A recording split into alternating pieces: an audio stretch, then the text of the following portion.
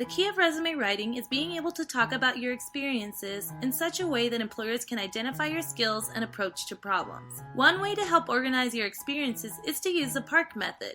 P stands for problem or situation. In this section, you should focus on answering the question, what happened? A clear, concise description of the problem or situation you encountered. This method is good for describing both professional and outside of the traditional work environment experiences. Let's walk through an example with Fred. Fred decides to write about his internship experience. To start off, he states the problem he faced in the form of a challenge.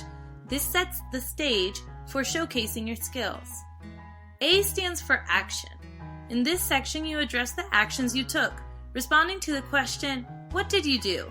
The key here is to showcase skills used to address the situation above. Take Fred, for example. Upon the challenge of not having a management system, Fred used qualitative and quantitative research methods to identify key metrics required for developing a management system. This allowed Fred not only to display specific skills, it also speaks for how Fred faces challenges. Therefore, the use of action verbs is good in adding an active voice to the narrative of addressing the challenge.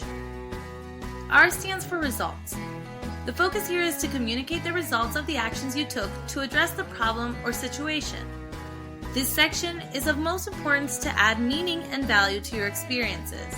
By quantifying your results, you can discuss more specific achievements or impacts you had on a job. For example, time saved, money gained, sales, or community outcomes. There are several ways in which you can quantify your results and add data to your experiences. One way is by providing range. Not knowing the exact figure for things is often very common.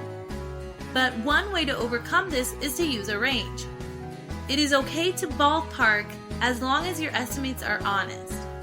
One of the easiest ways to add some numbers into your resume is to include how frequently you do a particular task. This is particularly helpful in illustrating your work in high-volume situations. A hiring manager will be able to see just how much you can handle.